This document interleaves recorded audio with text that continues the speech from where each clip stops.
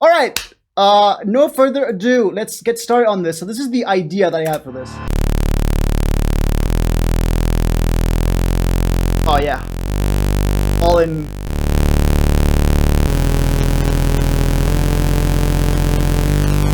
Beautiful. Yes. Init preset Majuvali. Now this is the good stuff. All right. We need some contacts in here. So, but you know what? We might actually only need one, because I'm gonna tell you how Kontakt works. So basically, you just go there and immediately, right after opening Kontakt, you set up a Midi port, both input and output. So let's do 3, for example, and then we just insert a Midi out, and that Midi out is gonna be on port 3, so the same port, right? So these two things are linked. So now if we play something here, it will play back whatever's on here. Right? So now we insert, let's start with the drums, for example. So Ensemble Designer, for example. So we go here and we insert that Kontakt library. We click on this icon here for information. And as you can see, it's making, we will be playing from channel number 1. So this is channel 1 here. And if we play something, you can see it plays something from here.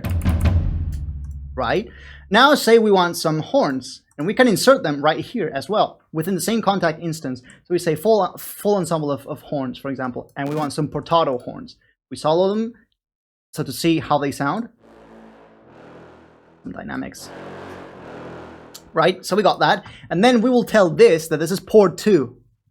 Right? So when we clone this Midi out and we switch to the second channel, it will be playing the horns instead, right?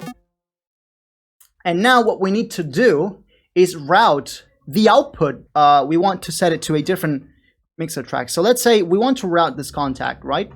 To track number 106, which is our, well, no, actually 107, which is our nearest free track, right? And we want to call them. So let's call this using the first instrument that we got. These are the epic drums. Call it that, right? And then we call the second one horns. And then what we're going to do in here is we're going to make a new output, create separate master output channel. And then we go here into the mixer. Let's see, not the master. We need to see, I want to see the outputs. So we go here and this is our new output. So we just call it stereo 2, for example. And then on stereo 2, we go here and there's a window that appears here, and it doesn't show up because of the way that OBS handles the window capture thing. But there's the first output and the second output. So instead of outputs 1 and 2, you set that to 3 and 4, so that it's the left channel and the right channel. Now, as you can see, it is set to outputs. So this is the first one. This is our drums. So we might as well just call it drums, and then let's call this horns.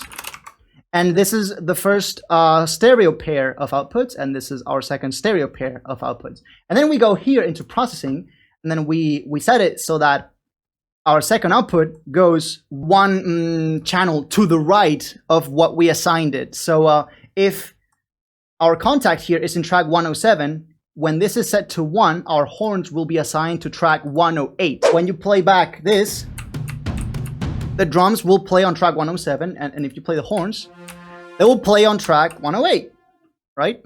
And that's how you can have more than 2 libraries on the same Kontakt and in different mixer tracks. And then we can, and then the only thing we need to clone is the Midi out. So we just need to call this epic drums, and our second one is just going to be horns.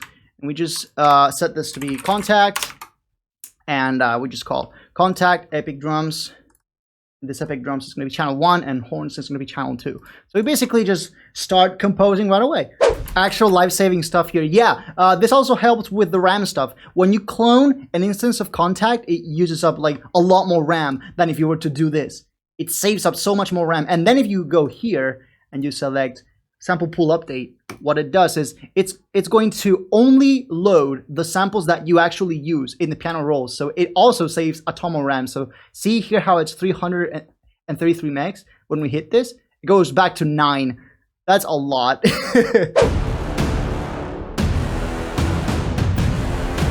Okay, so now we need 2 more horn instances. We need another full ensemble, and this time it's going to be portato. And this one is also going to be controlled by channel 2. Cool stuff. And now we just need a secondary horn for this. I think there's the Schwarzdorn horns in here had a Marcato preset that was pretty cool. Let's set that to outputs, horns. We want the output of this to be horns though. Set that to horns. And then we are going to make this horns. No, I think we might actually want to horn melody. Horn mel. And we're gonna make this, yeah, MIDI track 3 because I want this to do a different thing. Channel 3. So yeah, we just have that. Let's see. Let's first of all update the sample pool. Right, so right now it's using no memory because I have not played anything yet. That's okay. So we just go into horn melody and we set this to be auxiliary 2 1, auxiliary 2 2, and this is now output 5 6. And so on 5 6 we go here and we set this to be 2. So it's 2 tracks to the right of what I just assigned. So if we play this on channel 3, it plays on track 109. Okay, so now I want some staccato strings. So master output, let's call this violin. And this goes to auxiliary 3, plugging 7, plugging 8. This is output 7 8.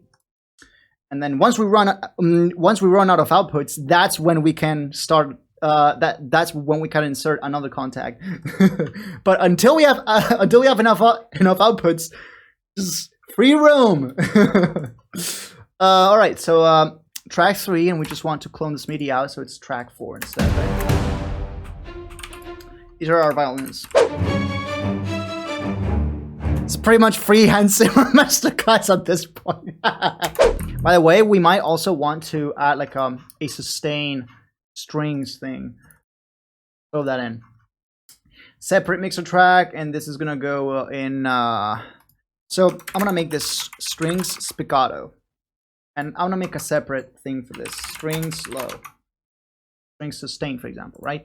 And this goes to our final auxiliary 4 thing, which is channels 9 and 10. And 9 and 10 are just gonna go to number 4, right?